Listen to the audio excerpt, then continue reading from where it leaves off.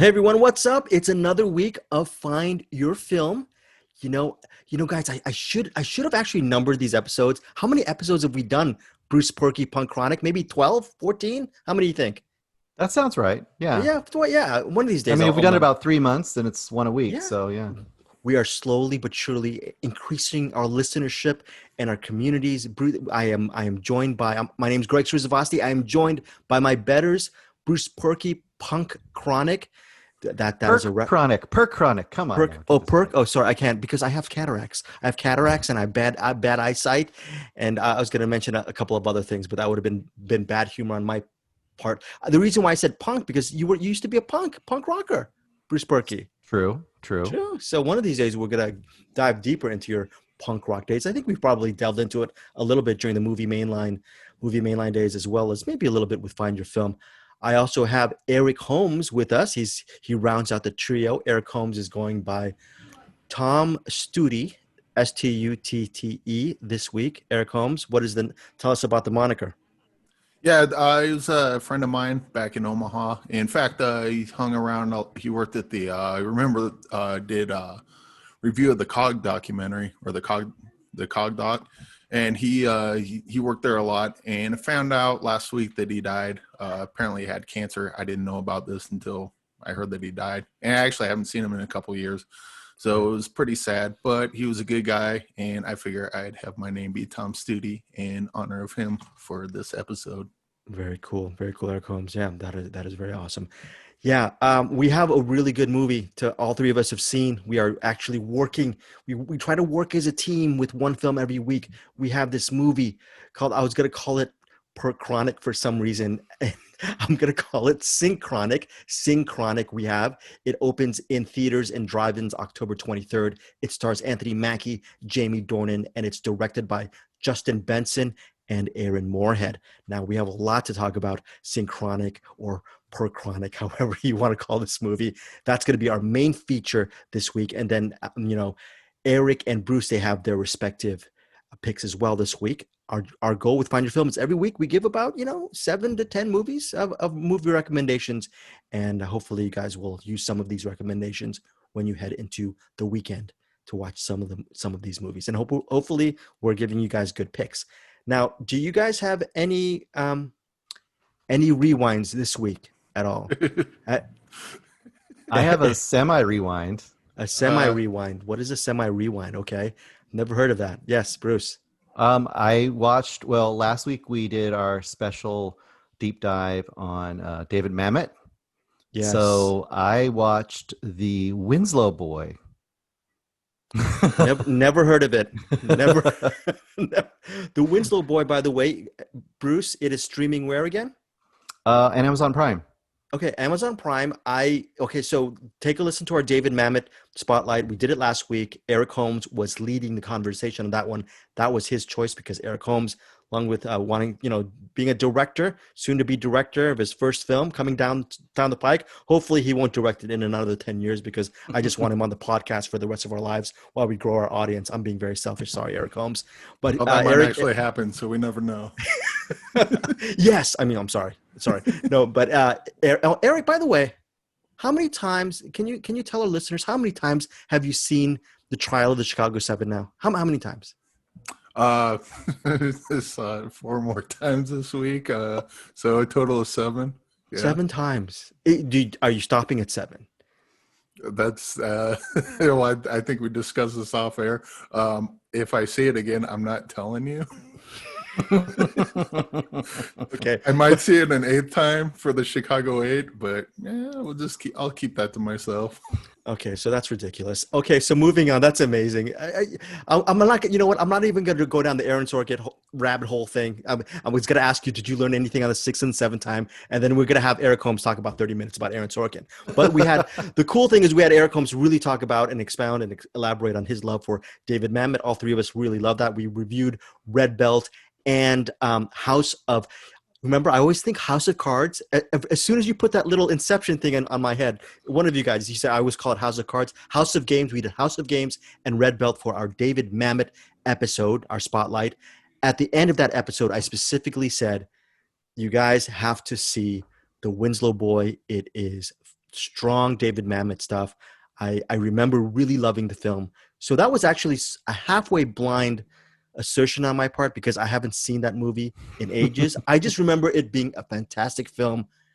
Oh, okay. Okay, Bruce Berkey. We'll start with this. You can't say The Winslow Boy without saying slow. This movie. Wow. Yeah. Yes. Okay, go ahead, Bruce. I as I was watching this, I mean, I guess this movie's just not for me. It's not bad, but this just wasn't what was interesting me. It reminds me of David Mamet's version of The Straight Story. Like he got dared to do like a period, like parlor drama. And it's very much, I think it's based on a play, I assume, like a lot of his stuff is. Okay. But do you like parlor dramas? Sometimes I do. Fair enough. It just depends. I mean, you could say that, Portrait of a Lady on Fire or those kind of movies are also kind of in that category. And I loved that movie. But I understood what it was doing. I understood the stakes. The whole idea is that the Winslow boy, their son, gets kicked out of the Naval Academy because he's accused or convicted, I guess, by the Naval Academy of theft of this kind of like a money order or something. He comes home and the dad says, tell me the truth and I'll believe you. If you don't, I'll be upset, so on and so forth. He tells him he didn't do it. And then the dad is like, we're going to defend him to the ends of the earth. And that's kind of the basic concept of this story, is meeting all the different Winslow family members and the lawyers and all the people that are involved in basically what becomes kind of a cause celeb, kind of becomes the celebrity trial of the day. And this is like what, mid 1800s. So okay. Everything's by newspapers and flyers and stuff like that. So all that stuff was kind of interesting, but it was a rough one for me. I had a hard time really sticking with it because I just didn't have enough to hang my hat on here. The acting was great. The dialogue, as always, with Mamet was good, but the story itself was just not, for me, compelling enough. And that's me, This sounds like a 2-star movie, Bruce Berkey. No, I would say it's right in the middle, 2.5, 3 stars. I mean, it's not, like I said, it's got a lot going for it. And if this is kind of your like Gosford Park, if all that kind of stuff is kind of your style of movie, you're going to love it. I mean, it's really well done for what it is. But for me, like there's kind of hints of a romance. There's hints of the main, one of the best character, I thought, the father, played by Nigel Hawthorne, was amazing. And Rebecca Pidgeon's character, who is the daughter, was really good. She's kind of like the de facto star of this. And she was kind of like suffragette, independent woman of the time. And I thought her story was the compelling story. And I just really wanted to see her life, really. I honestly didn't care about the trial so much. I understood the implications of it and the idea of, the morality of defending somebody's honor and the, right over what maybe is reasonable and all that kind of stuff. But her story of a woman in that era, I would have just followed her. I would have followed her for 2 hours. Is this the weakest David Mamet film you've seen? I'm trying to think. Maybe I'm trying to think of all there's so much Mamet's put his name to, as far as a writer and screenplays and stuff. There might be something in there that I would have lower. But for me, it's like I said, it's not my cup of tea, literally or figuratively. My cup of tea, literally. See, Eric Holmes, you haven't seen it yet. Maybe one day you're such a Mamet guy. Maybe one day you might give the Winslow Boy a shot. So. Yeah, it won't be next week because next week is very special. It's spooky times. Yeah, next week is Eric Holmes's and Bruce Berkey's week. Definitely their week. I'm just gonna shut up that episode.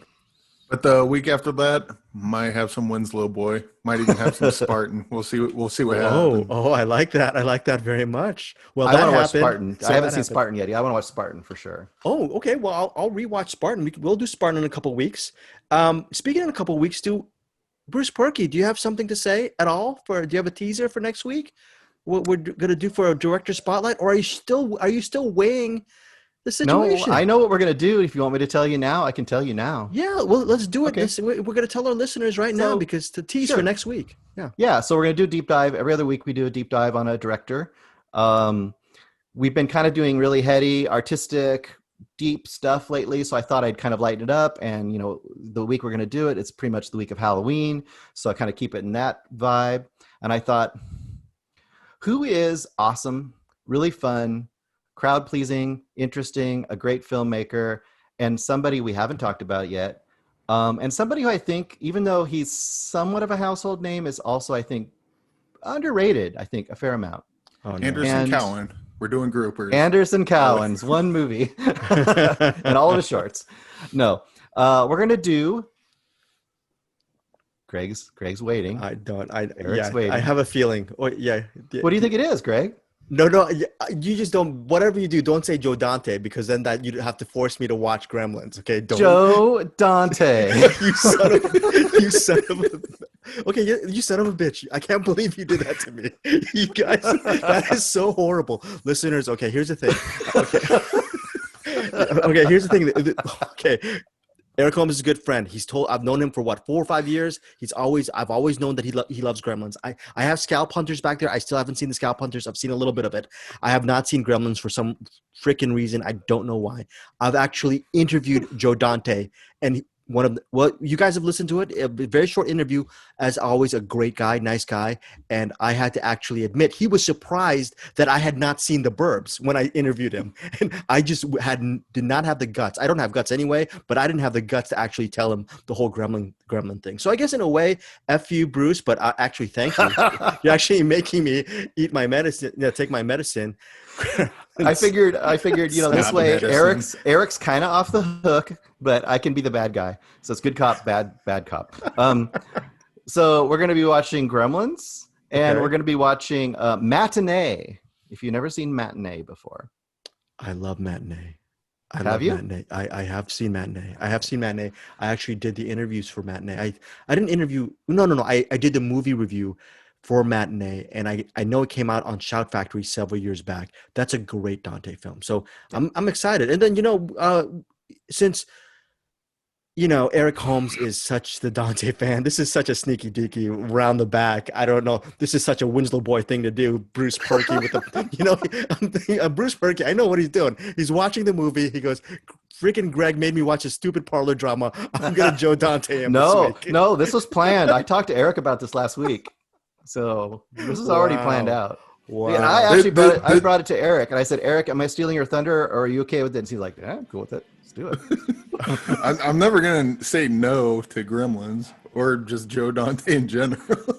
Okay, yeah, maybe. You know what? I think, okay, so listeners, next week, Bruce Perky is spearheading the Joe Dante Director Spotlight. We will be covering Matinee and Gremlins. By the way, trivia, it is Eric Holmes's favorite film of all time. Am I wrong on this, Eric Holmes, or almost there? Yes, and it's also the greatest movie ever made. So there's more trivia for you. Everyone thinks it's like they say Shawshank Redemption, Godfather 2, Citizen Raising Kane. Okay, Raising Kane or Citizen Kane? Raising Kane is up there. Raising Kane is up there. But Gremlins stands at the top along with Gremlins 2. They are both the perfect movie in one. And one last thing, and obviously we can go on for this to our actual show, but one thing I think always about Joe Dante is that his movies are just fun to watch, but they're also so full of movie love. Like there is so much others movies that he loves in his movies that I think there's a lot to be had there by anyone. So hop on the Joe Dante train.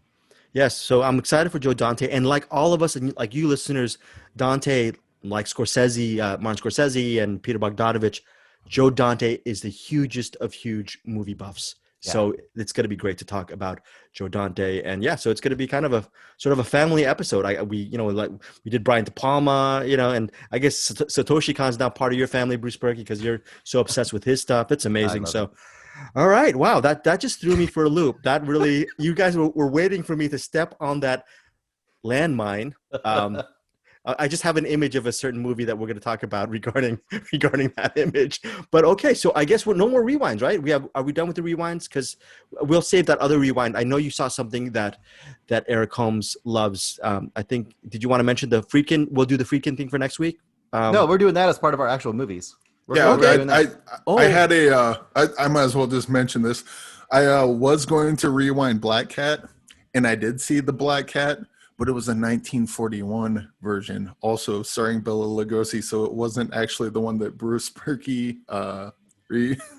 So I'm gonna say that for next week, where we got the actual rewind of the Black Cat, and the Black Cat I already saw, and probably another movie called The Black Cat. It'll be a very Black Cat episode, I guess. Black Caddy. I'm gonna cough 1 second. Okay, so Halloween next week, Joe Dante next week, this week. Now, it's all about the here and now. It's all about the here and now. That's a little hint regarding Synchronic, because that's a little bit part of the themes behind Synchronic. By the way, again, it hits theaters Friday and drive-in theaters on Friday as well. Now, Synchronic, it's directed by Justin Benson and Aaron Moorhead. Before we get into the actual movie, are you guys fans of their work? Can either of you talk to some of what they've done and your thoughts on them? Well, the only thing I knew of theirs was The Endless. A friend of mine saw that movie at the Telluride Horror Film Festival and was telling me about it. So I was like excited about it for like about a year or two before it actually came out. And then I finally saw it and I was like, oh, this is pretty cool. And then I just, William Lindis hit me up the other day asking about Synchronic, and we were talking about that and Endless. And Endless I liked. I didn't love it, but it was interesting enough that knowing they did Synchronic, I was pretty excited to see what that was about. But I had no idea that The Endless was a sequel. I guess the first one's called Spring, or First actually, one is called Resolution. Resolution. Yeah, Resolution. Resolution. So, Resolution and The Endless have direct connections. Okay. Spring, well, I've seen The Endless too. Spring, I actually literally watched before the show today because I had not seen Spring forever and I wanted to see Spring. So I saw Spring. Spring has a very, very tiny relation to the other ones, but the overall story doesn't relate to it. Right. But it's amazing. Spring is probably my favorite of theirs. Yeah, William Lindis said that The Endless was a sequel, and then I guess I just saw the cover for Spring and it's like, well, that looks like the cover for Endless. That must be what the first one was. But you said it's Resolution. Resolution is their first movie, and there are some things that directly get re-encountered in offhand ways in The Endless. So if you know about those, when you see The Endless, you go back and you see it in Resolution, or vice versa, you'll see what's going on there. And there's a character that's mentioned in Spring that is involved in those other ones, but isn't really in Spring. Spring starts out in America, but then 90% of it is in Italy. So it's its own story. And once again, Spring is fantastic. And I would say probably my favorite of all of their movies. It's really, really, really good. And only other thing I'd say about these guys is their style isn't the same, but I feel like they're on the path to be kind of like a modern, as a pair, a duo. They're almost like becoming like a modern Carpenter in the sense that they do high quality, really interesting concepts, low budget, but get everything out of their budgets, and are constantly putting out creative and interesting content in the genre. I think if they keep on this path, they could be something really special.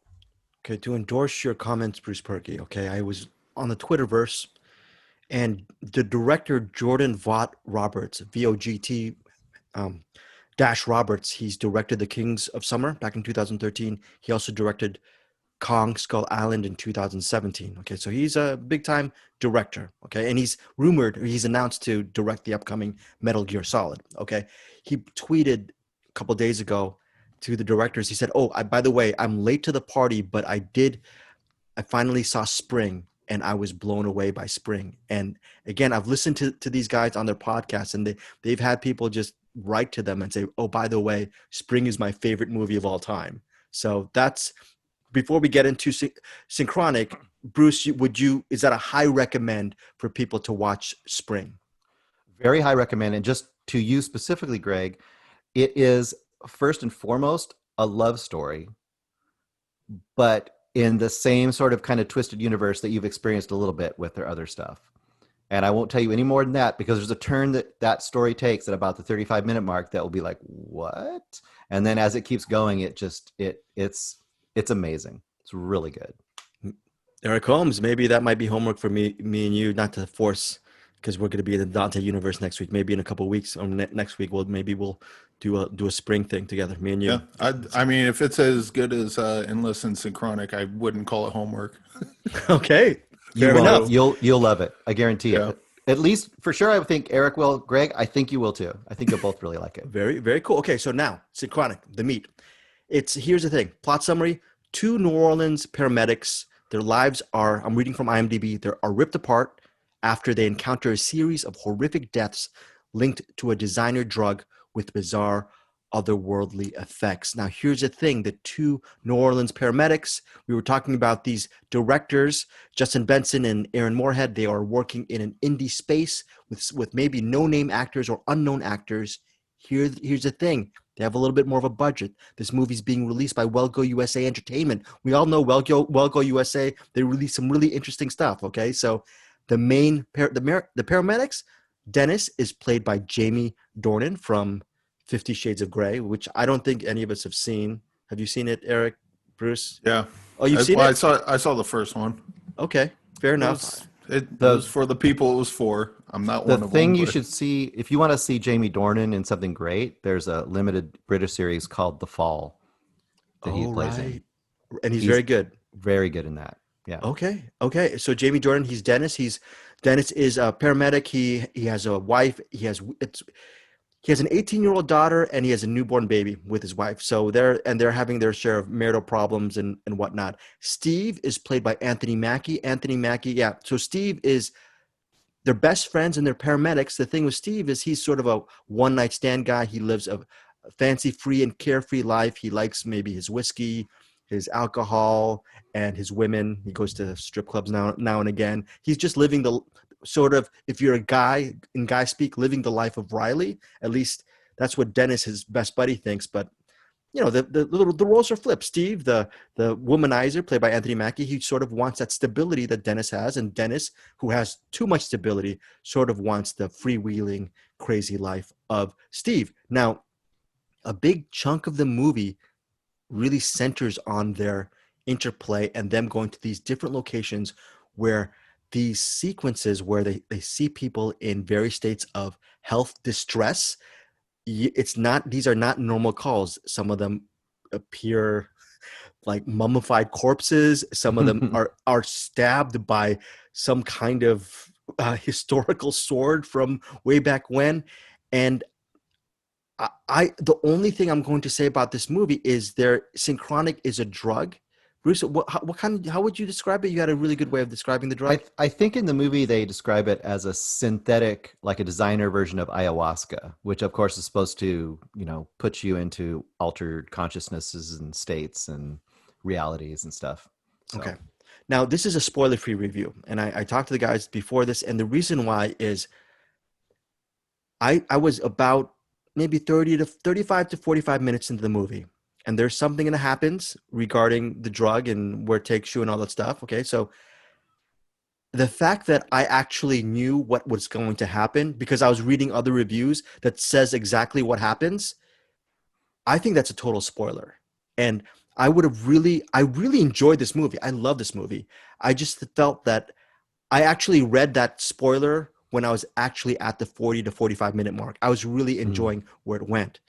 And I ended up really, really loving this movie. I can't wait to watch some of their other films. I thought Jamie Dornan was fantastic in this movie, as they were both very good. Anthony Mackie's from New Orleans, so you could really feel that he put his heart and soul into this, and he was part of the fabric of that environment. And Dornan was perfect as that sort of guy who just doesn't want to be there. He's only there because he has a best bud in Steve, and he just sort of wants a way out of his life, and maybe he's just maybe suffering a little bit of a midlife crisis. So Eric Holmes, I'm going to start with you regarding Synchronic. Were you blown away by this film? Did you have problems? What did you overall think of this 96-minute film? Well, I think I messaged you guys right when I put it on in the first 2 minutes. I was just like, what the hell is this? I had to pause it. I message you guys in like 2 minutes in, and I'm already intrigued, and it didn't really let up. I would normally, I don't care about spoilers, and this isn't to say there's like a big twist ending. If that's it's not like that. It's kind of the spoiler is kind of the point of the movie. But yeah, this is definitely a movie. The less you know about it, because I didn't know anything about it going in, other than who made it, and I think Eric, I think we froze Eric. we froze Eric. Okay. Eric, we froze you. We froze you. Anyway, so we're gonna cut that out. Bruce, your initial thoughts of okay, wait, hold on. Eric, you back? You back? You froze. You froze for a second. So go ahead. Okay, you're my back. You're bad. back. Yeah, yeah. Go ahead. Okay. But well, I guess where did I cut out at? You cut out at you were impressed by the first 2 minutes, and Oh, yeah, all right. Well, I'll just start over. So, yeah, I saw the first 2 minutes, was impressed, and to Greg's point, I don't usually get too uptight about spoilers, but this one I knew almost nothing about it other than who did it going in, and it was really cool just kind of watching it unfold because I didn't quite understand what was going on, and then as they reveal things, I'm like, oh, this is kind of cool. So it was kind of a fun mystery to kind of unravel as the movie was going, and I was definitely on the edge of my seat, just like, oh, and then what happens? And then what happens? Ooh, that's cool. Ooh, what does that mean? Ooh, this is neat. And so, yeah, I enjoyed this movie quite a bit. I mentioned to you guys off air that there was one part that kind of bugged me, but it was so tiny and not worth mentioning, and mentioning it would give away things, so I won't. But I mean, that part is just kind of a nitpick anyway. Overall, this movie, I liked it a lot, quite a bit. yeah. Before we get to you, Bruce, my final summation on this, I really enjoyed it, loved it. Can't wait to see again. Can't wait to see some of their other works. I have a little bit of a nitpick, and my nitpick is I'm a sucker for home run endings, okay, and just endings that just pack a wallop. And to me, the ending of Synchronic, it was logical, and I don't want to spoil anything, but I wasn't disappointed by the ending, but I was expecting a little bit more of a lightning, just blow me the F away type of ending. But that's again a little bit of a nitpick. Still an excellent film, but if I was gonna nitpick that one, and I don't know how to change it. I don't know how to change it. I also loved how the movie hardly had any music in it in a lot of sense. They just let the scenes play out, and I love that about Synchronic as well. So high recommendation. Bruce Berkey, your thoughts? I'm right with both of you. I really like this movie a lot. One thing that I can say just consistently throughout their movies, and this is no exception, is they are for small movies, as far as like budget and everything, they are always going for big ideas, but they're also always keeping it almost equally balanced with really strong character like arcs. Like this movie has two strong characters, you know what they're doing, and you're invested in the characters, and it lets you kind of go with some of the bigger ideas that are here, and I feel like it grounds it and gives it a lot more impact than a bigger movie could have that was like this. I can imagine a bigger movie like this being a lot flashier with some of the things that happen, but losing the characters a lot more. And here, I think there's a really good balance. And that's something I've seen throughout all of their movies, where all of their movies have some sort of fantastical element. And they all also have very, very grounded human stories at the core of it. So I really appreciate that in this movie quite a bit as well. And just the creativity of it. It's really interesting. I mean, it's almost two movies. We're not going to talk about what the two movies are. 100%. Two movies. It's like two movies. But the first part of the movie, before the whatever you want to call it, the twist or whatever, just some of those long sort of not tracking, I don't know if I'm using the right term, those long shots as they enter one of the scenes of mayhem. There's two or three of those, and each one of them is like a little mystery unfolding, and it's kind of mesmerizing as you're coming into the scene, and then you see a person who's in some sort of distress, and you're like, what's happening? What is that? Why is there a doorknob next to that person? Just stuff like that. It gives you that really mysterious, and it's just fascinating, I think. There is a sequence where And these guys are genius. I can't believe they. There's a sequence between the main characters, Dennis and Steve. They're Hmm. talking. I'm not going to say what's going on, but they're talking and they're talking about their lives. And under lesser hands, I would think it would be just one big okay. This is a shortcut exposition dump. They have to explain everything what's going on, and it's going to be really boring. But the way the director set it up, this yeah, and you guys know what I'm talking about. This long exposition dump where they're telling each other secrets and what they know about each other.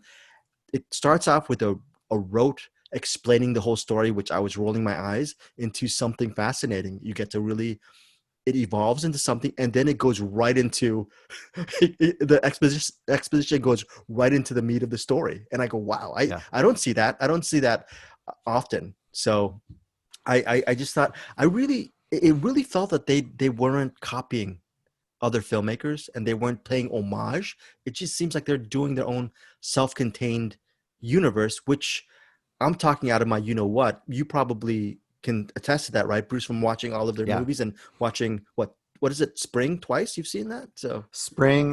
Yeah, I think that what you feel is that even if the stories aren't connected or the same stories, there's a tone and there's a style because they do the writing, they do the cinematography. Most of the cinematography is theirs. The music, a lot of times they're writing the scripts, they're directing it. So it really gives it a very, um, they really own the feel of the movie. And I think that's what that Carpenter thing I was talking about. Like, especially when you watch Carpenter all through the 80s and most of the 90s, you can tell it's a Carpenter movie. Even if the movie's a totally different movie, you're going from The Thing to The Fog to whatever, they all feel like Carpenter. It kind of works like that, I feel like. You know you're in one of their movies like when you're in it. So Eric, would you want to see these guys get $100 million movie? Like as mm-mm. far as you would. As long as it's not Spider-Man or Yeah. whatever or Avengers, I'm fine with it. Just give them $30 movie. That's good. Give them Oh that. yeah. Well, there's so much I want to say about this movie. And Yeah, no, I know. say any of it. I kind of almost wish we could do like a spoiler episode. Maybe Andrew Martin and William Lindis is down for a two-peat of I'm thinking of I'm ending down with things. that. I'm down with doing that. Yeah, there's some things to talk about in here for sure. A lot. Especially with what the hell's the guy's name? The Steve? Falcon. Steve. Or you're talking about What- Anthony what Mackie? the actor, yeah, Anthony Mackie. Mm-hmm. There's bits with his character that had he been a white actor would not work. Mm. That's about as far as I can go by saying Mhm. it. And I to getcha. I your getcha. point, Yeah. to Greg, your point about the ending, I think there's some stuff going on in the ending that leans more into what I'm hinting at. Okay. I'm Got it. I'm gonna stop now because it deals more in this deals more with spoiler talk on it. But Yeah. they do a lot of with Anthony Mackie's character that I quite frankly only works with him as Of course. the main character. But yeah, this movie's pretty fantastic. It is Yep. very fantastic. Again, another nitpick, and this is a compliment. It's runs at 96 minutes. This could have been a 2.5 hour movie. Yeah. Literally a 2.5 hour movie. Because Bruce, you're mentioning it literally is two movies in one. You go, when the twist happens, you go, holy, what's going on here? A whole big chunk of it is a totally different movie. And then it gets, yeah. So I can't wait to see some of their other works, Synchronic in theaters and drive-in theaters Friday, October 23rd. We will be, I don't know, maybe we'll see if everyone's if William Lindis from Movie Bears podcast, Andrew watches movies, maybe whenever they get around to see it, maybe I'll do a podcast power episode to talk about the wonders of Synchronic. And down the road, Eric, I can't wait till you and I watch Spring. I think this is one of those movies that I'm just going to be blown away by. So yeah, I don't know why you were saying, oh, Greg, you might like it, and then you mentioned the word romantic because I know nothing about romance or love. So how dare you again? First Joe Dante, and you throw me with my more romantic thing. I can't even say row your boat, but not be romantic. But Synchronic is a beautiful, amazing film. Check it out, guys. Tell us what you think. Now we're gonna go first with, speaking of which, Bruce Perky. Oh, actually, not you because you did Whistle Boy. Eric Holmes. Sorry, Eric Holmes. What's your first pick? Sorry. Sorry, my friend. My first one is Vincente Minnelli movie from 1952. Vicente? Vicente. I I think it's suck at Vicente. saying things. What do you think, Bruce? Vicente or Uh, Vicente? Vincente? Directed Or Vicente. Gigi. Machete? And this one's Machete Minnelli. It's starring Kirk Douglas and Lana Turner, and it's called The Bad and the Beautiful. Oh, yeah. Oh, Um, jeez. You want to try? You're just like handling the big Kirk Douglas film. That's like that's a big one. That's a big movie to take. yeah, this movie is. Oh god, this movie's so good. I keep coming across these Kirk Douglas movies, and I don't know why I watch them because The Bad and the Beautiful, like the title doesn't do anything for me. But I was like, oh, it's Kirk Douglas. I'm sure he's made a bad movie, and one of these days I'm going to find him. This wasn't it. This one was pretty fantastic. You have a producer or like a film executive sits down, an actress, a director, and a writer, and they're talking to him about this guy who's played by Kirk Douglas. We haven't seen him yet. This guy Jonathan Shields, and they hear the name and they stop listening. They hang up the phone. They don't take calls. They turn around, walk the other way, and the producer guy finally gets all three of them in a room. And he says, "Look, I know that John Shields screwed you all over, something fierce, and you don't want to work with him again. I completely understand." And they're like, "Do you?" It's like, "Yeah. Well, he's going to be on the phone here in a couple minutes, and he's going to ask you to do this movie with him, and I'd like you to give an answer while he's on the phone." And so they start with the director, and they do a flashback, and they show him and Kirk Douglas, Jonathan Shields, and their relationship, how they came to know each other, and slowly how he ended up fucking him over. Then they go with the actress, back that up, same deal, show her life with Jonathan Shields, and then how he ended up fucking her over, and then the same deal with the writer, and that's pretty much the whole gist of the story or the framework of the story, and it's I think it's about 2 hours long, and it feels like it's about a half hour long. And it Well, just moves. well, look, okay. Before you started this, okay, you've been on a Kirk Douglas kick, not recently, just for a long time, maybe Yeah. months on end. And did you already know that this is considered one of Kirk Douglas's top films? Did you No, know how big? I never even heard of it until I saw it. That's amazing. Yeah, no, it's considered like, I guess it says, yeah, Vincente Minnelli. And have you seen this, Bruce? Have you seen the Bad and the Beautiful? I don't think so. No. Yeah, yeah, Doesn't. No. No, Lana Turner. So Lana Turner, did you like Lana? Was it Kirk Douglas's movie, or were the performances all great, Eric, in this movie? Did you love what did Oh you? yeah. Yeah. Okay. The thing that struck me the most about this movie is the way the camera moves. Like the camera moves like a Paul Thomas Anderson movie or like a David Fincher movie at times. It's just constantly moving, and it's doing really interesting. It moves in a way that propels the story, so it's not super flashy camera moves, but they're real subtle. But then like you take a step back and it's like, oh wow, they're really doing some really cool stuff there. Um, the Wow. Wow. Look at this. the You mentioned the cinema. Sorry, you mentioned the cinematographer, Eric. Robert Surtees. Never heard of the guy. Robert Surtees. I'm not really good with my cinematographers, guys, but he's won 3 Oscars. Check this out.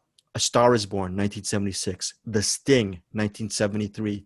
And then he also did The Last Picture Show, 1971. Mm. Summer of 42, 1971. I got to see that. That really speaks to our age, Bruce Perky. Summer of 42, I think with Jennifer O'Neill. The Graduate, The Third Oh Day. wow. Yeah, so yeah, he's had PT 109, Mutiny on the Bounty. So Ben-Hur. So to your point, Yeah. yeah, wow. oh, Good. there you go. Yeah. Wow, okay. But yeah, I had no idea that it was as revered as it was. And which makes me even more surprised that I never even heard of it until now. But yeah, this is a fantastic movie, and this continues my quest trying to find a Kirk Douglas movie that sucks. And if you know one that sucks, don't let me know. Don't spoil it for me because I want to find it on my own. But yeah, I just keep coming across Kirk Douglas movies I've never seen. And then when I watch them, I'm like, wow, that was really good. And then I watch another one, I'm like, wow, that one's really good.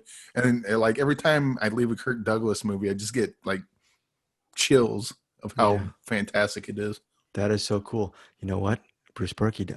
I hope Eric Holmes not listening to this. I might actually, I might have a Kirk Douglas movie that I might just blind send Eric Holmes because I still haven't seen Scalp Hunters, Rififi, and Gremlins. Is so good. I might send you. You know what? I think I'm gonna see. I'm gonna message you. I'm gonna look for a Kirk Douglas movie that I haven't seen that I would love for you to watch, and maybe we'll do a DVD. By the way, speaking of which, props to Joseph Bridges. He received our DVD letter chain. Eric Holmes, can you give us an update on what happened to Intensity?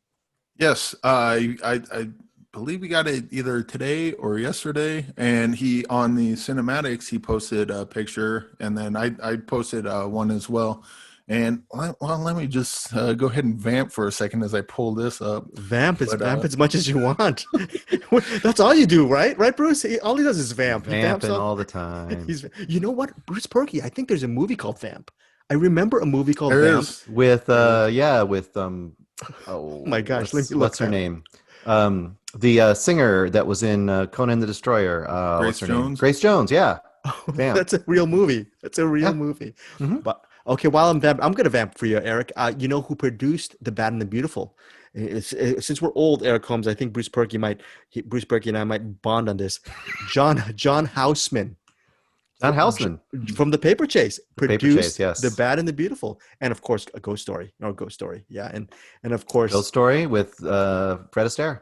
yeah. So very cool. See, I'm sure you love Ghost Story, and then for me, I remember John Houseman for his work as I'm saying this because John Houseman, he was part of the whole, Orson Welles troupe and all that stuff. I remember him also from the 1982 to 1987 series Silver Spoons. He played Grandpa Stratton on Silver yes. Spoons. Yeah, I love. I Silver believe Spoons. Vincente Minnelli didn't he direct The Paper Chase as well? Oh, I just remember seeing that when I was looking up at the other movies he directed. Oh, that's I remember very cool Gigi because it's an easy name to remember, and then I remember The Paper Chase on there. I'll look that up. But so, where did you find this? The Bad and the Beautiful. You found this on YouTube, or how did you? Looking up old ass movies on YouTube, and it came up, and I was like, "Oh, Kirk Douglas is in it. I'll watch it." The director for The Paper Chase is James Bridges. Oh, yeah. Yes. Never mind. Okay, so that name will come up later on as well. Are you serious? Well, Yeah, that's where I saw the. That's where I saw the. But speaking of Bridges, Joseph Bridges, he posted the thing of Intensity next to his Maltese Falcon, and asked him what he thought. Asked him what he thought of Intensity. He says the first half was pretty good. Second half meandered and just circles around itself too much. Overall, decent movie with some good scenes. 6 out of 9. Actually, 6 out of 10. But 6 out of 10. Put respect on Joseph Bridges' name. 6 out of 10. Yeah, 6 out of 10. And I'm not sure, but I believe he already sent it out to someone else. So hopefully, I believe this is already heading towards its second person. So very cool. This is pretty exciting, guys. Yeah, that's pretty exciting. Our DVD letter chain, that is a very magnanimous, generous thing for Eric Holmes to do. And thank you so much, Joseph Bridges, for being part of our Cinematics Facebook group and just being our friend and talking cinema with us. Bruce Perky. Okay, so anything about The Bad and the Beautiful? Are you done, Eric Holmes?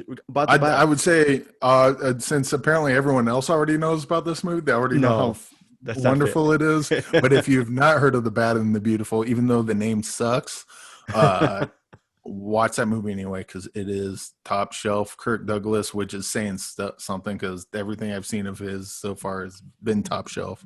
And you've just decided randomly to choose Kirk Douglas? Like, did you just watch Ace in the Hole one day and you said, "Oh, I got to watch all his movies"? Or it started with because I'd never seen Paths of Glory or Ace in the Hole, and I happened to pick both those up and did a back to back of those, and I'm like, wow.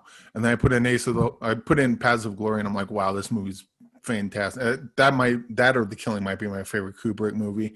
And then I saw it, I was like, well, I got Ace in the Hole, I better watch it. And I don't know how it's gonna I don't know how it's going to stack up to Paths of Glory. And then I put an Ace in the Hole. I'm like, holy shit, this thing's fucking awesome too. So, and then just kind of, been slowly getting through them. I haven't really binged a bunch of Kirk Douglas, but I've been slowly going through them. Lonely Out of the Brave was another one that was kind of a surprise to me. And I heard. Okay. Sorry, Bruce. We're going on with this Kirk Douglas thing. This is, by the way, we're doing a Kirk Douglas spotlight here on Find Your Film this week. I remember when I was a teenager, I was really into Kirk Douglas. I read his autobiography, The Ragman's Son, and very good biography. And he said, if I recall, that Lonely Are the Brave is one of his favorite performances. Eric Holmes, could you see that? Is it one of his? Do you? Because he really felt a lot of attachment to that movie. I don't know why. Yeah. I just remember him saying that. He said it's one of his favorites. I could see that. I kind of like his performance a little better in The Bad and the Beautiful, but I mean, he's great in everything. So it's hard to pick a best one, air quotes. But yeah, that's he's. Look, if you like the First Blood, the first Rambo movie, it apparently borrows a lot from Lonely of the Brave, at least from what I can tell, because the movies are very similar to each other. Okay, before we get to you, Bruce Perky, for some reason, Bruce and I, we love giving Eric Holmes homework, and I actually realized why we love giving him homework. It's because when we used to be called Movie Mainline in the first stages of Find Your Film, Eric Holmes was just really doing a lot of rewinds and doing a lot of really interesting deep dives on movies that maybe we wouldn't have ever thought about. And most recently, he gave us the whole thing with Alice Guy Blaché. That's like a home run thing that I will never ever forget. But I'm going to give you a homework that you're going to have to do within the next couple months, or at least as soon as I watch Gremlins and Rosemary's Baby, folks, and Uncle Peckerhead, all bets are off. Okay, but 2 Weeks in Another Town, made in 1962.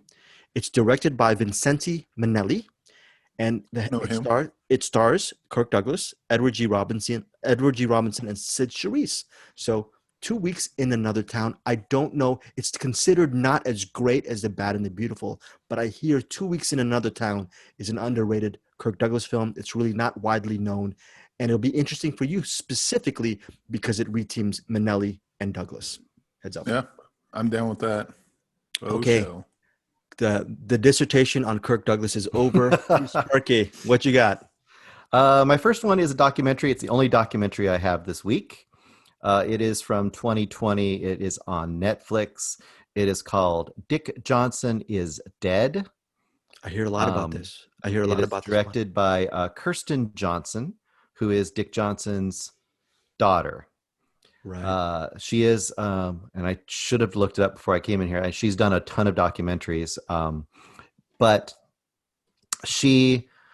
her dad is just retiring, basically, when she starts filming this. Her mom has already passed away. Her mom passed away from Alzheimer's, and she discovered after her mom passed away, like some of the only footage she had of her mom was after she was pretty far down the line in dementia.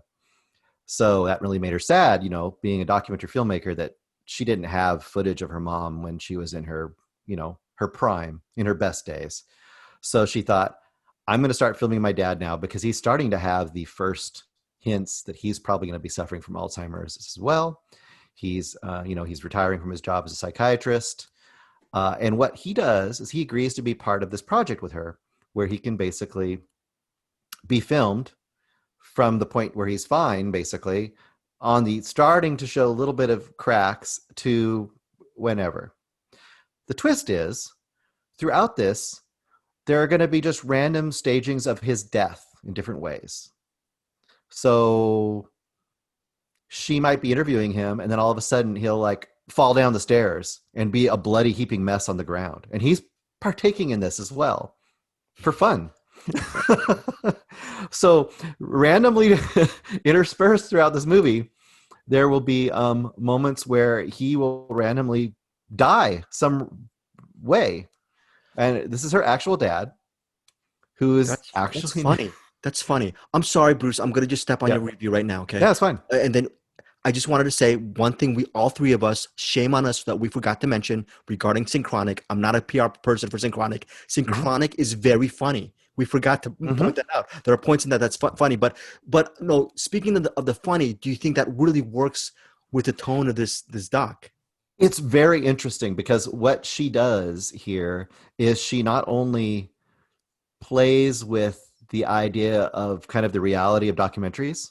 Like there's always that question of what is staged and what isn't staged. And she kind of gets that right out of the way by just throwing absolutely staged events in there.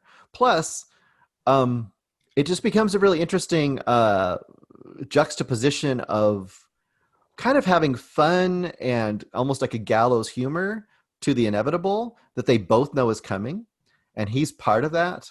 But then there's a point in this goes on for like a year or so. I'm not going to say how this all plays out, but there's a point where he starts to have a little more trouble differentiating the reality, and it start to actually becomes a question on whether she is doing anything ethical anymore, and she questions that. Because if he's actually somewhat believing the stuff that's happening to him, then are you torturing him by doing this? It's a really interesting documentary. And it goes places you're not quite exactly expecting. And it deals with, aging and death and, you know, just what it means to get dementia. And it does it in a way that's not super, super duper depressing like you would expect it to be, but also it doesn't shy away from some of the realities as well. I say it's well worth your time. If you're looking for something a little more unorthodox uh, on that sort of subject matter, I think you could really enjoy it. And Is I it would say it ends in a way that you are not expecting. wow? Okay, okay. Is it resonant? I think it is. Yeah, I think it is. I think, and depending on what experiences you've had in your life with your family members or your parents or your grandparents, um, it can be kind of cathartic. I think for some people, you know, so it's worth Well, checking out. thank you, Bruce Perky, for recommending this. And I apologize. I should be watching this movie because Here I comes the screener. no, no. Here comes the screen. I'm sorry, folks. That bit is old, and and like an idiot who has no sense of humor. I use that bit on us other podcast, Cinematics. It's actually not a bit. It's actually reality. Bruce is referring to. There's thousands. I literally have about 100,000. It's increased. I have 100,000 emails of movies that I haven't actually opened, and the only way I can open them is if I talk to Anderson Cowan for Cinematics. Eric Holmes and Bruce Perky. Whenever they mention movies that I don't know, I look up on the Gmail and realize I actually should have covered this movie several weeks ago. I'm sure Dick Johnson is Dead is one of those movies. I should have opened the email. And the reason why I'm saying this is, in our lifetime, I'm sure there are movies like when I say Eric Holmes, what's the one or two movies you're going to recommend to people that they have to watch? One of them is going to be That's probably a bit long. the, the Death of Dick Long, very good. And then probably the other one is Gremlins. I'm sure you have another one as well. By the way, Death of Dick Long is amazing. I think are we going to mention something about that this week or about Don't Die? Are we going to do that? We could, yeah. Okay, we're going to mention about because Dick Johnson is dead. It kind of dovetails into the death of all these death things. Okay, we're going to talk about that in a second. I'm going to get to it. We're going to get to Don't Die. A lot of death stuff. Bruce Perky, I'm sure there's one or two movies you'd recommend. Probably just right off the top of your head. What is that people must see? What right off the top? Harold and Maude. Which one? Harold and Maude. Harold and Maude. Okay, Harold and Maude. I would probably say Raising Cain, but that's me being an idiot. But then I'd probably say Vertigo. Okay, so right up there as far as top 5 movies that I would recommend. There's this movie in 2016, and this kind of breaks my heart that you actually reviewed this movie. Dick Johnson is Dead. Camera Person is a documentary that was released I in heard. 2016. Yep. It was directed by Kirsten Johnson, the director of the aforementioned Dick Johnson is Dead. Camera Person centers on Kirsten Johnson's life as a photographer, and it shows her. This was a Criterion. It's probably on Criterion Collection right now. It is an amazing thing. It shows her just a bunch of footage that really seemingly has no rhyme or reason. Like Bruce, you were saying, her mother is prominently featured in Camera Person, but it shows all these random shots and her interacting with people from all over the world.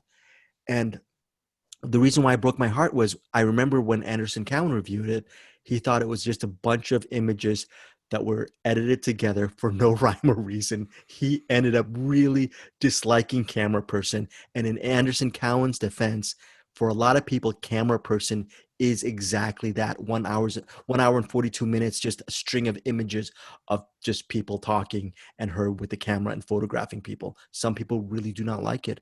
I was blown away by this movie. And Bruce, you've seen Camera Person as well?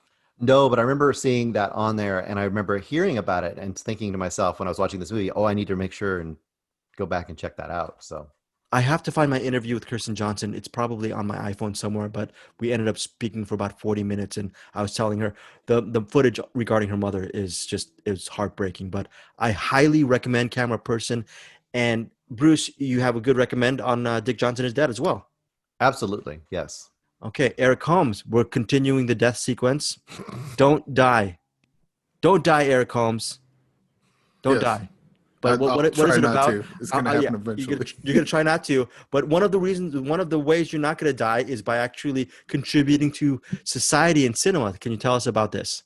Yeah, we had the swear jar on when we guested on cinematics, and I took that money. And Bruce actually, Bruce could probably speak on it more than I could, because he's the one that brought it to me. And I figure I got the swear jar with all this money in it and nothing to do with it. And then Bruce pointed me towards "Don't Die," which has Virginia Newcomb. Yes. Is that the? Mhm. I Yep. keep wanting to say Virginia Madsen, and I know that's not right. But Virginia Newcomb, who is fantastic in Death of Dick Long. Oh, great. Yeah. I hope I said that right too. Death of Dick. Okay, there's so.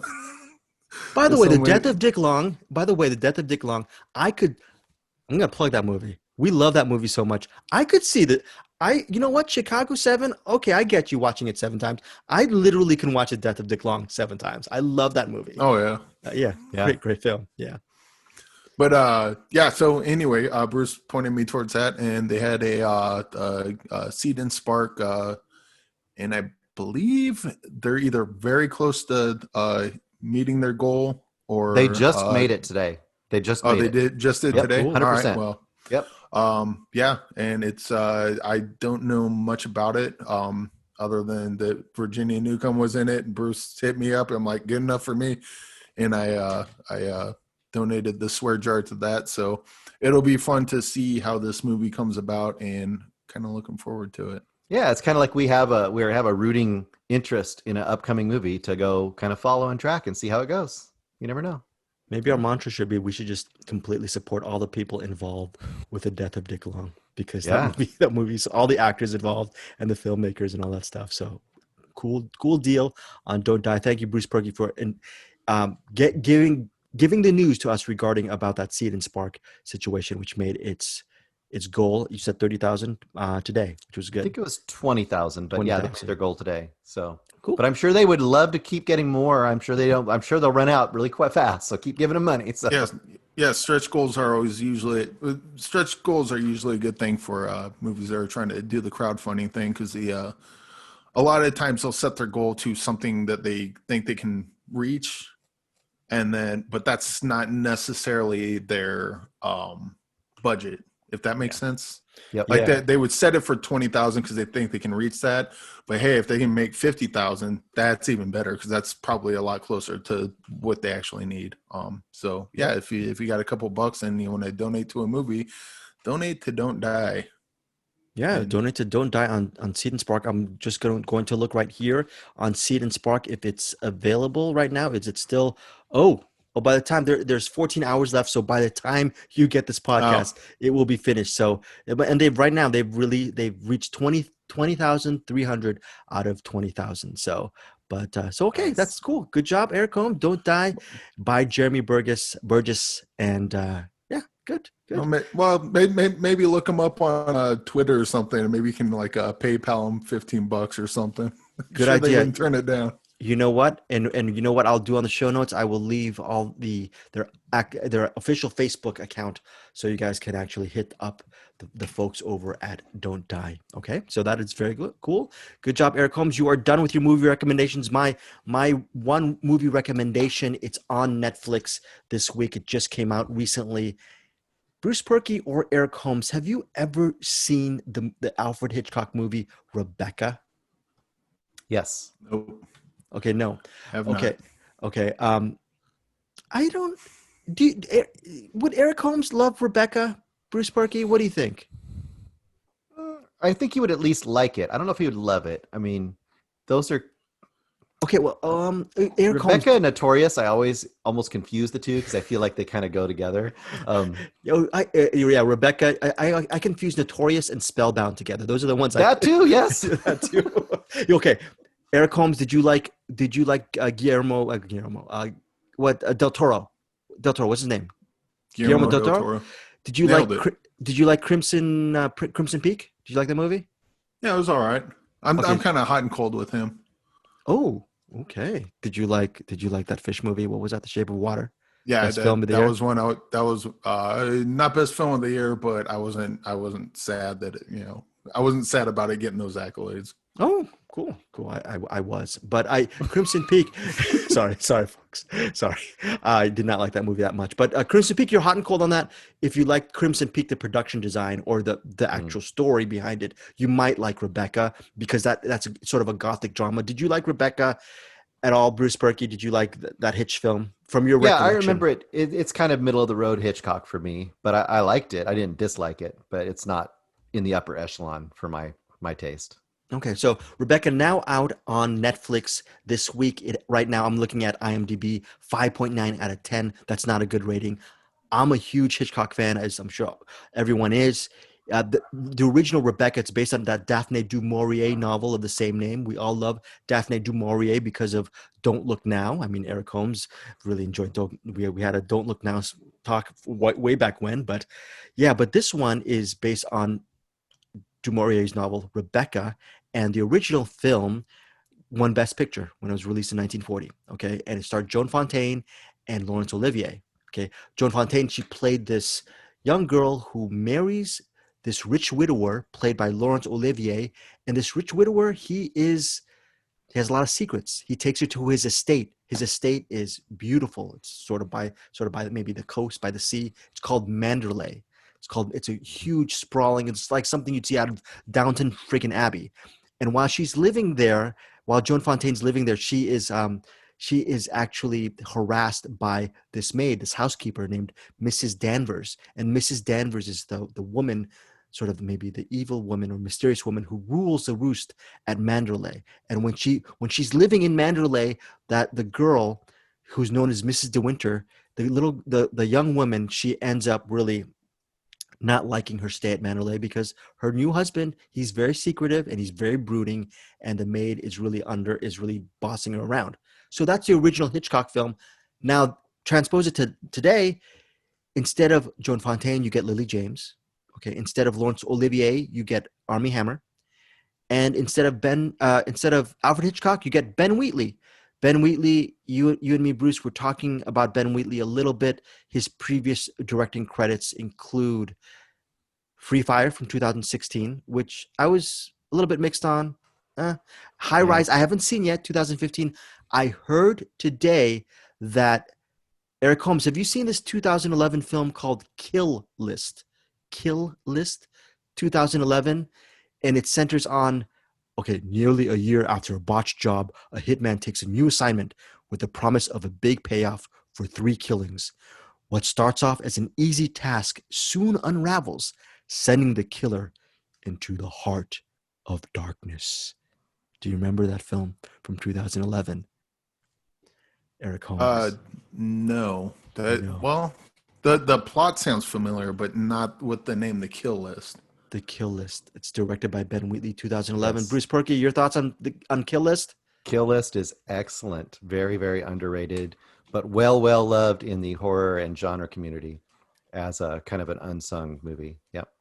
Really? Okay, I Hmm. had no. So it's an unsung movie. Yeah. So Ben Wheatley, does he? I don't know. I haven't seen Kill List. I don't know if that Ben Wheatley from Kill List infuses any of that violence or twistiness to Rebecca. I think what he does is he decides, in my opinion, he does it the right way. He doesn't try to parrot Hitchcock like De Palma does, which I'm fine with. He doesn't try to go for these elaborate shots. Rebecca is just a beautiful looking movie filled with great performances from Lily James and Armie Hammer. It's a fun ride, and if you've never seen Rebecca before, you're in for a treat with this movie. And then my ultimate suggestion is watch this version first because it's on Netflix and it's free, whatever. And then if you're really interested, go back and watch the Alfred Hitchcock version because the Hitchcock version has a lot of amazing standout visual moments that will probably be ingrained in your brain forever. But this movie doesn't have that, but it's still a well told story. Now, going back to what Bruce Perky was saying, Ben Wheatley, he does a good job on Rebecca. And he does, I'm sure Bruce Perky, you loved his directing effort in Kill List. Okay. Hmm. Now, the Yes. reason why I'm saying this is because I was listening to a podcast today where Synchronic directors Justin Benson and Aaron Moorhead were extolling the virtues of Kill List as well. Just a little bit of a coinkydinky. So, yeah, if you don't trust me, if you don't trust Bruce Perky, maybe trust the Synchronic directors Justin Benson and Aaron Moorhead as far as watching the Ben Wheatley film Kill List. And my recommendation is definitely check out this version of Rebecca. Very interesting watch. And hopefully, I don't know, hopefully maybe one of these days, one of you guys will see Rebecca on Netflix. It's not just some kind of really sweet, weepy romantic drama. Don't think of it that way. It looks like it from the poster. It has a lot more substance to it. Bruce Perky, you have a couple more before we go? Yeah, I've got one. I got two excellent movies. The first one I just watched, but I don't know if any of you have seen it. And the second one, I think we can all hop on. So we can all Okay, hop on together on the last one. But you the got it. first one I'll bring up is from 2007. It's showing on Amazon Prime. I think it just popped on there because it wasn't on there 2 days ago when I watched it. What is up with Prime lately? I bet you it won't be that. You know, with your choices, by the time we get back, we log on, it'll be It'll be gone. gone. Yeah. But it's also on Tubi. It's also on Canopy, so you can see it in a lot of different places.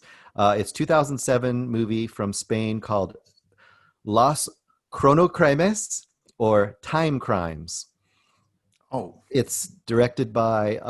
Have you seen it, Eric? yeah. Well, when it first came out on DVD, I Yeah. need I need to check that one out again. But Again, It's great job, Bruce, because I just listened to a podcast. They were mentioning time crimes as well, and yes. it was on the Moorhead Benson podcast, Time Crimes. It's directed by Nacho Vigalondo, and he also plays a small part in this movie. This is so if you get into time travel movies and they kind of are like, I don't want my mind bent too much, I just want to have fun. This is kind of somewhere in between like the far extreme of complexity and the super, fun side of maybe like Back to the Future. You're kind of right in the middle with Time Crimes. Time Crimes, though, is a small, very grounded, independent movie. And what I love about this movie, other than it's just a really, really fun and great movie, is that it's one of those movies where you start and the first 15 or 20 minutes are just really average life. You see this guy named Hector, played by Cara Halde, and his wife Clara, played by Cadela Fernandez. And they're just living their life. They're out in this country house. They're remodeling it. And as it goes, you see all these little details. And as it goes on after that, all those details will mean something later on, which happens Ooh, in time travel movies, right? yeah. You'll see a pair of binoculars. You'll see a pair of scissors. You'll see there'll be a random phone call from somebody you don't know who it is. And all of those things, of course, are going to play in as it goes. And I'm not going to give much away other than the fun thing about this is the time travel that takes place is only an hour back in time. And what happens with that hour back in time leads to not only an awesome, fun time travel movie, and it's more like a thriller, right? It's not like a comedy. A thriller time traveler movie that's also a unraveling movie. So if you like movies Whoa. where characters unravel, it's the idea of if you went back in time a little bit and you had to try to fix everything because now you know what's going to happen, and everything you try to fix makes it worse, and you have to keep trying to fix it. That's kind of the idea of this movie. Super good, super good movie. And the other thing I would mention about it that I love is in a movie like this, where you're going to have mind bending elements, they make the geography super simple and super understandable. So when you're watching the movie, you always know what's happening and where it's happening. There's this country house, there's a scientific institute on the other hill, there's a road that goes between it with a little forested area, and everything happens in those areas. So when things are Oh, interacting and crossing paths, alternate versions of time are happening, you know where everyone was at in whatever timeline is occurring. So if you are looking for something kind of fun, I would say look for Timecrimes. Super fun, super good. Timecrimes. Okay, yeah. Well, this is the second time I've heard of Timecrimes. I've never heard of it before today. What is the other movie this guy made? Oh, he made Colossal. I wasn't really a huge fan of Colossal, but that was kind of his. This guy got that next. So if you ever Right. heard of that movie, You weren't a huge fan of Colossal. I don't know if it didn't make a big.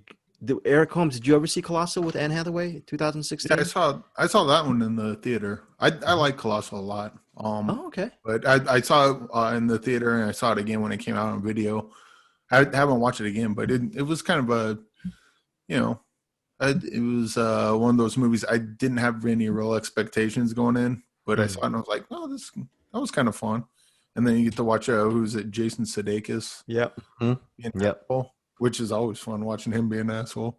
But Bruce, you came into Colossal with maybe expectations, maybe. No, no, I didn't. I didn't know. I saw that in the past, and just never really thought much of it. But I went back, and this movie's from before then.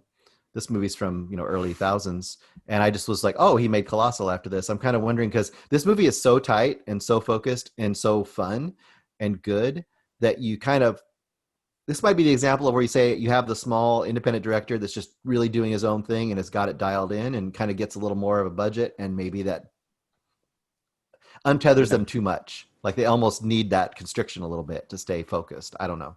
Okay. All right. So Timecrimes, it's now on Amazon, streaming on Amazon Prime Video. I'm again with Bruce Perky's luck, I'm gonna really fall in love with this movie, try to actually watch it after we're done taping, and it'll be gone. So we'll we'll see. So Timecrimes, that's very interesting.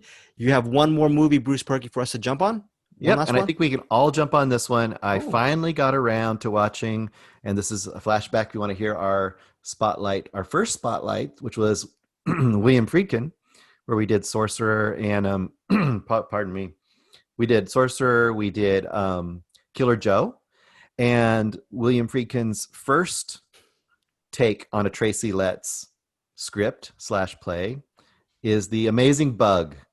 And if you have the video right now, you're going to see that Eric is dealing with some aphids or something there. And you've seen this too, I'm sure, Greg. I'm so Um, sorry. I haven't seen it. Anderson Cowan has seen it, and he loves Bug. And I know we all know Eric Holmes loves Bug. So I do like Ashley okay, Judd and Michael Shannon and Harry Connick Jr. So yeah, and they're really the core of this movie. So, okay, earlier I talked about Winslow Boy and how it was a play, and you could kind of tell it was a play. This is sure. a play, and you can tell it was a play too. But this crackles with insane energy. And Ashley Judd is really, really good in this. But Michael Shannon, I mean, we all know that Michael Shannon's amazing. But the way he comes into this role is, I mean, it is next level awesome. And I guess he did this on stage first, I was reading. So he was actually reprising his stage role when he came in to do this. So what's the basic concept? We got to tell you. Um, Ashley Judd is just kind of been living, sort of basically living in a hotel, and she, works as like kind of this waitress on the side, and you can tell she's kind of down and out. And the Harry Connick Jr. character has been in jail. He obviously was kind of abusive to her, so and he's about to get out, and she's just kind of living a very kind of a solitary, sad life. And very quickly, Peter, played by Michael Shannon, comes into her life, and he's a very odd, kind of seems sensitive, and he seems kind of nice, but kind of awkward. And also, you're not sure if he's creepy or what's exactly going on, but very quickly, you get the idea that he has some very strong elements of paranoia about him. and those that revolve around governments and monitoring and bugs and things that might be happening to them. And it cascades very well. I wouldn't say very quickly. What do you say, Eric? You can hop in on this. Well, it doesn't cascade quickly. It does it kind of slyly. Yeah. Because the stuff he brings up, I mean, it's basically a microcosm of conspiracy theory, or how you would get into conspiracy theory. Because it starts out kind of plausible, wouldn't you say? Yeah, it's like plausible. Oh, you got these little bugs in here. I don't see it. It's right there. Oh yeah, I can kind of see it. And they're doing meth and coke too. Yeah. So that probably didn't help things. But it just starts off as a little thing, and Ashley Judd's kind of like, oh, okay, there's a bug there, not a big deal. And then, oh, there's a couple bugs. Oh, I got bug bites. Oh, and then it just kind of slowly, or just kind of naturally escalates, I guess. Probably not the right word. Naturally, it's kind of like the cooking the frog slowly, right? Like that. Yeah, idea. that's perfect. Yeah, because you see him at the beginning, yeah, and you're like, okay, yeah, that makes sense. But you see him at the end, like, how the fuck does someone get that crazy? It's clearly everything they think is just ridiculous. But then to watch that journey, it's like, okay, I don't know the exact point where they went nuts, but at some point they did. And yeah. Well, and I thought about it as I was watching it. And what's really good about how this script works is that it clearly shows them as both being pretty broken people. Like they're both people that have a very strong need to belong and to be understood by another person. So that automatically attracts them to each other, and it lets them both feed on each other's like kind of needs and energy, so that when the paranoia and the conspiracy stuff starts adding on to that, they're both able to kind of fall into that delusion. And the way it goes, I mean, like you said, it just goes up. It never stops. It just goes up, up, up, up, up, up, up. I mean, to the point where the crescendo is so crazy and so manic. And there's it's not a true monologue, but it's almost a monologue that Michael Shannon has in the last 10 minutes is one of the most amazing things I have ever seen. And then Ashley Judd kind of tag teams it and finishes. Yeah, that's what I mean. It's not quite a monologue. Like he basically starts just, there's a manic like unloading of everything that's happening, and she feeds into it and makes it worse. Oh my gosh, this movie is. I think this is also like early on, especially because there are people that have beliefs about everything, and I'm usually of the mind that if you're going to believe something, it should be true. But then a lot of people, their defense is, oh, what's it going to hurt? Let them believe what they want. Right. This definitely very well illustrates how bad information has the potential to get out of hand. Not that it's always going to do that. Maybe you want to believe in Bigfoot. Maybe that is harmless, but if you never know what that can escalate into, especially with someone like Michael Shannon's character who clearly has mental issues. Well, it's like the potential energy, right? You could have a whole bucket full of gasoline, but if you don't put fire into it, it's not going to do anything. But this is the two wrong things to get combined together. But I want to also just add to the William Friedkin side of things, because the script and the acting is incredible. But we've talked again earlier about, Killer Joe and how, so late in his career, William Friedkin is still firing on all cylinders. This is just a little bit before that. And once again, to compare it to something like Fury Road, the amount of energy and just bravura filmmaking that's going on here from somebody that's way into their career. I mean, the third act of this movie, visually, acting, just intensity is incredible. And just the look of that hotel room, and I'm not going to tell anybody if you haven't seen it, because the look of that hotel room at the end and what is happening there is just something to behold. Oh, wow. So high marks for Bug, directed by William Friedkin. Okay, so almost right on the level of Killer Joe? Is it almost on that level? Totally.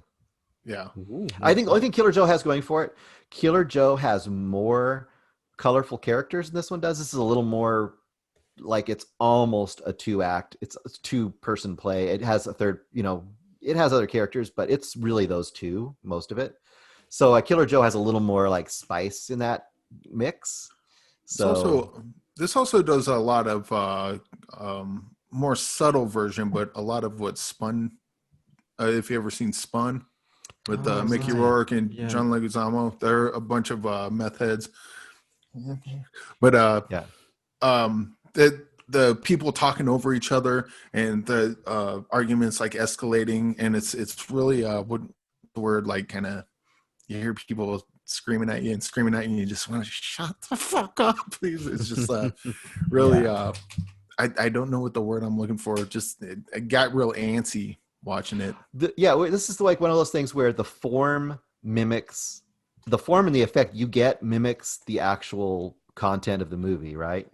So you're getting that same intensity and unease just because of everything, like the visuals, the sound. Like the sound design on this movie is amazing. I don't know how most of you guys watch movies. I watch almost every movie with headphones on, one way or another. Yeah. I have Bluetooth headphones if I'm watching on my big TV. If I'm watching on a smaller screen, I always have headphones on. And if you watch this movie with headphones on, you can hear the sound design, and there's stuff happening on the sides and in corners, and it's really kind of increases that kind of weird paranoia because there's stuff happening around you. There's helicopters, always helicopter sounds coming through. It's just stuff going on to increase the anxiety level. Well, okay. So Bug now streaming on Tubi, and that is cool. And then Eric Holmes is doing the Bug stuff. I feel bad because I guess Harry Connick Jr. isn't a big he's part of the ensemble, but he doesn't he has a little bit of, I should have asked him about that movie when I interviewed him years ago. But, it's another movie I have to see under the Freakin' thing, and down the road, if we keep on doing this podcast for a while, we're gonna come back to Freakin'. I know Eric Holmes has a couple of movies that he really wants to talk about regarding William Friedkin. So, okay, that is it for our this week of Find Your Film. We covered a lot. Eric Holmes, you have anything to say? Anything to plug? Anything you want to get off your chest? Yes, but I can't remember it now. Okay, that's fine. That's fine. I got my headspace so into Bug, and I'm just thinking of watching that again. I'm like, oh yeah, there was. I'm sure there was something, but I can't think of what it is. Remember, but hey, congratulations to Joe Bridges, and can't wait to see where Intensity goes, and it'll be intense to see that story play out. Oh, very cool. And you're excited next week for Joe Dante? You have are your guns blazing? Your cinematic guns blazing for next week? Oh, yeah. I've been studying for this my whole life.